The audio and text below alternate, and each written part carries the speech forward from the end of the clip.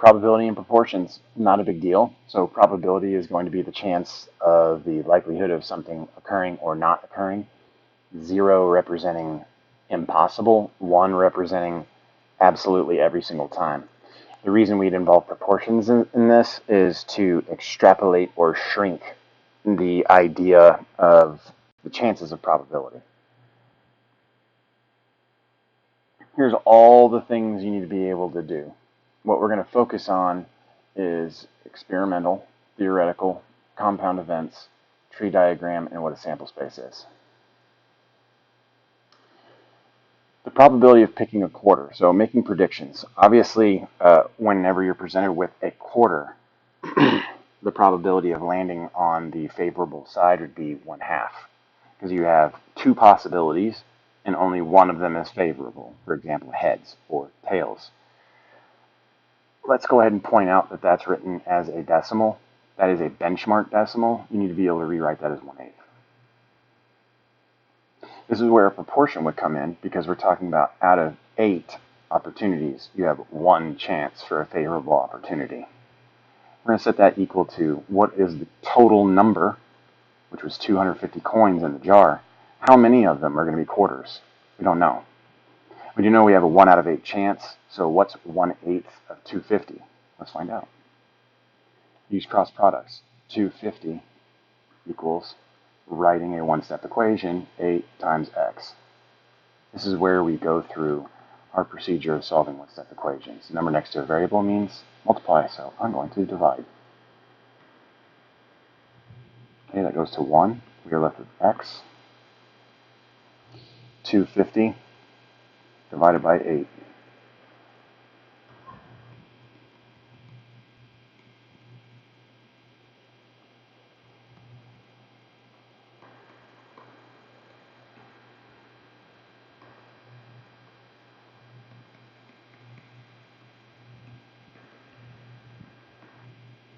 Okay, so 31 and 25/100.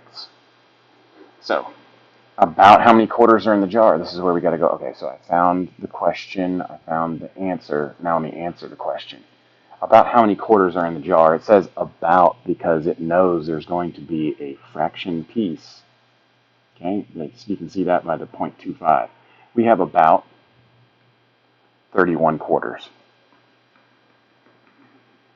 in the jar.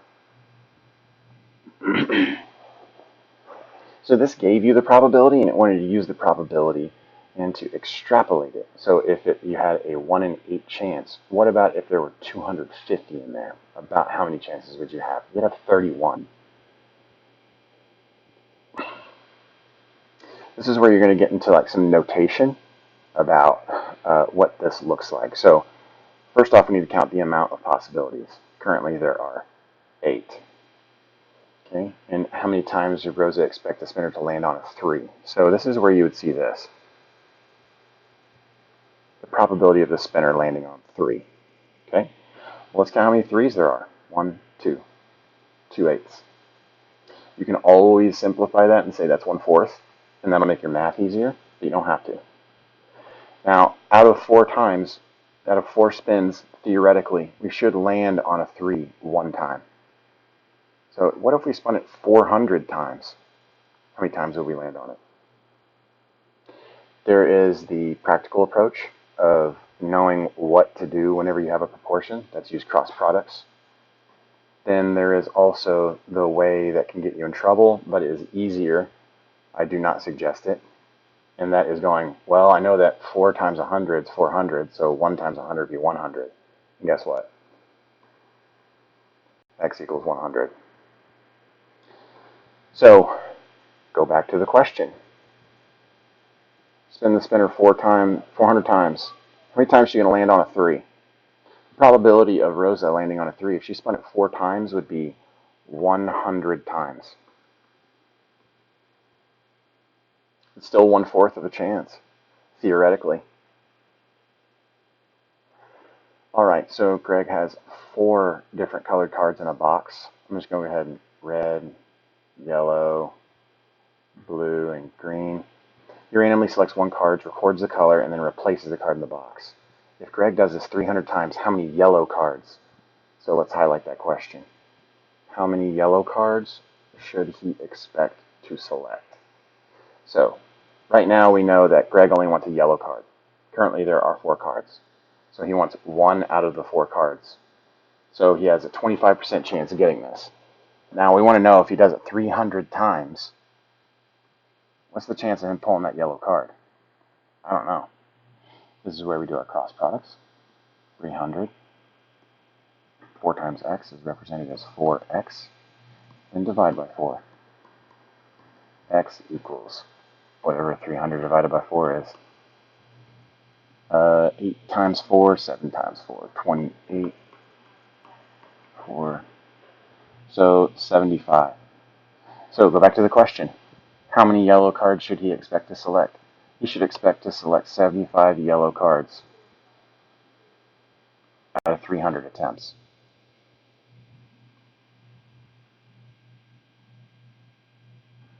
So I'm going to skip that one. I'm going to go to showing you a tree diagram and then what a sample space is. So what we're going to do is include compound events. So what we just did every time there was we looked at a single event. Like the dude's going to pull out a card. What's the probability? And then what if he did that 300 times? Just repeated that one event over and over and over. What's the chances of him pulling out a yellow card? Now with compound events, the probability starts changing because you have one thing and then you do another, and you could do another and another and another, which makes the probability of certain things lower. Compound event. Let's say you're going to roll number cube as your first event. Then you're going to flip a coin. Okay? What are all the possibilities when you roll a number cube? You will list those. If we were just to roll a number cube, 1 through 6 would be your sample space. Those are the possible outcomes. But they're not all the possible outcomes since we have 2 events in this, since we have compound probability. So what would happen if you rolled a number cube and it landed on 1, and then you flipped a coin? What could happen? You're listing the sample space for a flipped coin for every possibility.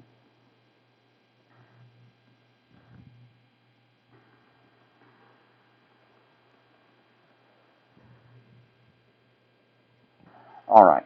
Now, if we wanted to make a sample space out of what I just did in the tree diagram, you could see it would be 1H, 1T, 2H, 2T.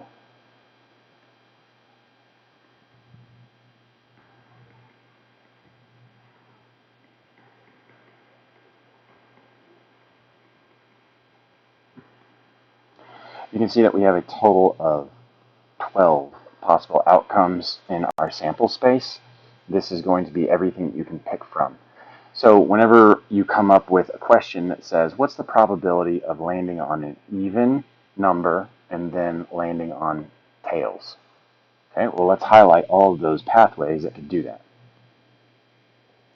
Probability of an even number. We know that 2, 4, and 6 are even. We know that we can go from 2 to tails, 4 to tails, 6 to tails. So what we know is we have 12 outcomes. We know we have 3 favorable. So what that would simplify to is 1/4. You have a 25% chance. 25% chance of flipping or rolling an even number and then landing on tails. I want to go over one more compound event, and that's coin flip, and coin flip. You're sitting there going, oh man. So check this out. Sample space for the first event, heads and tails. Then for your second event, you got heads and tails. And for your third event, heads and tails. Second event, heads and tails. What if I landed on tails? Oh my gosh. Then heads and tails, and then heads and tails. Then you'd be asked a question something like, what's the probability of landing on tails, tails, tails? And this is where I'm going to show you the compound probability using fractions and how it incorporates into the sample space. So if we were to create a sample space out of this, you could see H, H, H, H, H, T, and then H, T, H, H, T, T, T, H, H, T, H, T, T, T, H, and T, T, T. 1, 2, 3, 4, 5, 6, 7, 8. Okay, so far we have 8 possibilities. There is our sample space. We'll put that in a box. Sample space. That's fun. All right. Now what's the probability of tails, tails, tails? Well, for a coin to land on tails, that's going to be a 1/2 chance probability. Whenever we flip a coin again, we know that tails is going to be a 1/2 probability. We know that on the third time we flip it, it's going to be a 1/2 probability. So to make this compound, you multiply the probabilities of the favorable outcomes. So that would be 1/2 times 1/2 times 1/2. 1 times 1 times 1 is 1. 2 times 2 is 4 times 2 is 8. Let's see if that matches with our pathway whenever we use the tree diagram. Okay, so the first flip has got to be tails. Second flip has to be tails. Third flip has to be tails. If you look on the tree diagram, there's nowhere else that occurs. If you look at our sample space, you can see that the only thing that has 3 T's in it is 1 out of the 8. So mathematically, this is finding the probability, then drawing a diagram to demonstrate the idea of the probability and how the chances get less and less. You can see how there's 2 total here, there's 4 total here, and there's 8 total here. This can also show you how many possibilities you're going to have, because there are 1, 2, 3, 4, 5, 6, 7, 8. So that gives you your total. That's how you can always check that with your sample space. Process these things, work through the websites that are being sent over, and the probability will start making a lot more sense.